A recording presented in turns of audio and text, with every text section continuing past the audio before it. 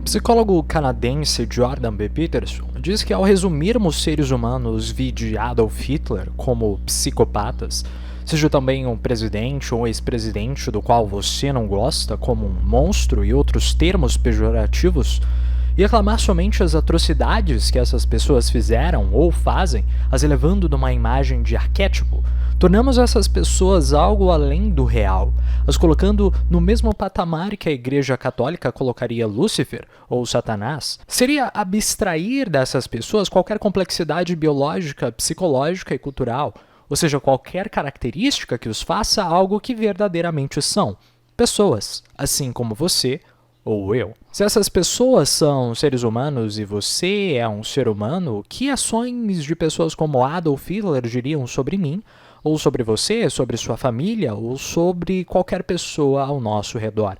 Ao se diferenciar, entre aspas, desses monstros, nós nos escondemos da nossa própria capacidade de sermos o que nós criticamos. Escondemos da nossa capacidade de ter pensamentos de genocidas, homicidas e até suicidas.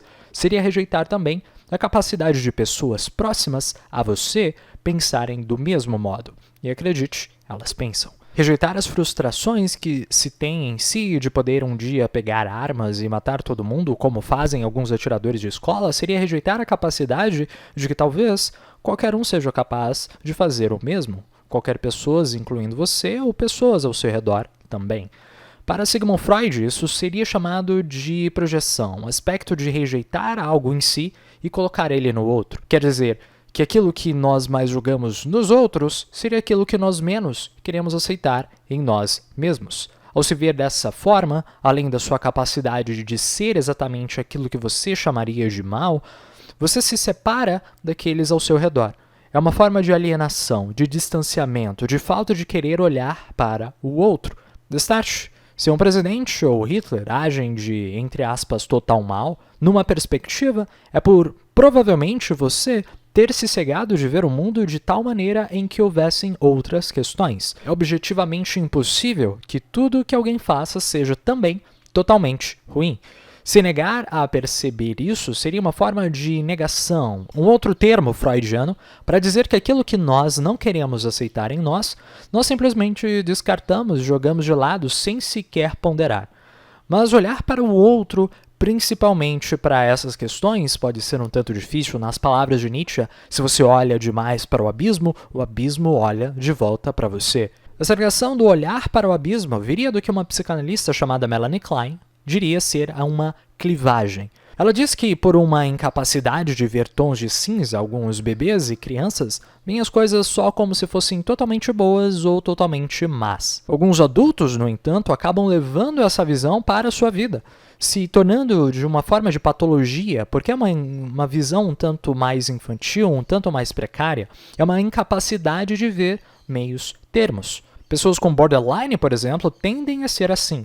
Uma única palavra é capaz de ser mal interpretada e fazer essas pessoas agirem de forma mais histérica e catastrófica possível. Ainda em Sigmund Freud, essas questões de bem e de mal, elas têm muito a ver com uma moralidade, aquilo que nós acreditamos ser certo e ser o errado.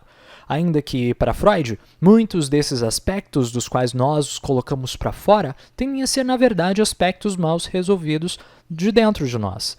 Por isso, coisas como moralidade, a ética e a justiça seriam, para Freud, na verdade, formas de esconder a inveja, a vingança, o ódio. Essa ideia faz muito sentido quando pegamos o livro de Nietzsche de mesmo nome. Por uma dificuldade em ver as coisas além do bem e do mal, muitas pessoas se voltam para uma moralidade de rebanho e esquecem de quem são fora desse pensamento de grupo, por simplesmente não quererem ver quem elas são de verdade por dentro. Nessas ideias psicanalistas, isso cria uma dualidade. Ou existem pessoas que são a fonte de toda a nossa miséria, ou existem pessoas que são a fonte de toda a nossa salvação, e vice-versa. Na verdade, só demonstraria a sua própria falta de salvar a si mesmo, de fazer ações que propiciam o seu sucesso como indivíduo, em seja lá qual área você estiver pecando.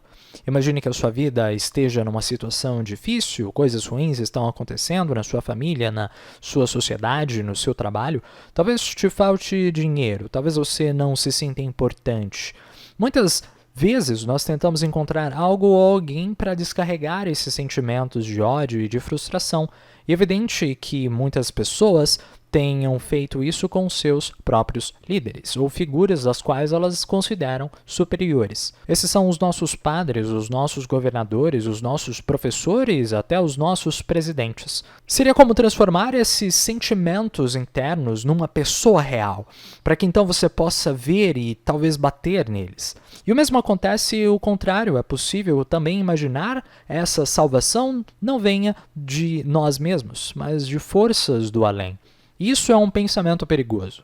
Numa ideia de locus de controle, se os nossos problemas vêm de fontes externas, então nós negamos a nossa capacidade interna de resolver esses mesmos problemas. Projetar o seu ódio em outro por não fazer o que você queria que ele fizesse é se livrar da capacidade de agir por si mesmo, seja por medo da falha, mas principalmente pelo medo de olhar para si mesmo, de perceber as suas verdadeiras falhas e sair dessa zona de conforto que, na verdade, seria um olhar para o mundo de uma forma diferente.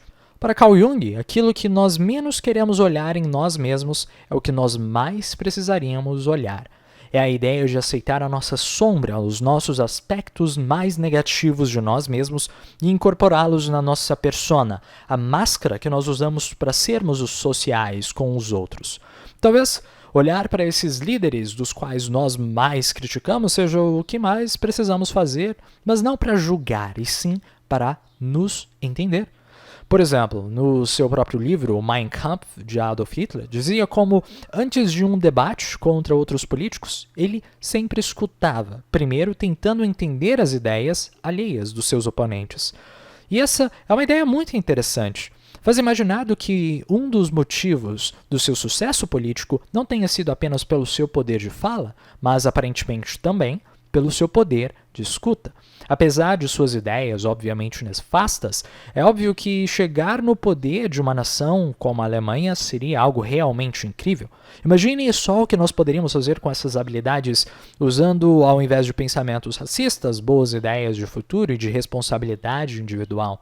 No fim, da mesma forma que não seria criticar todas as coisas daquilo que se repudia, seria também não concordar com tudo isso, pois isso também seria ridículo. Numa visão aristotélica, seria encontrar um balanço, um meio termo.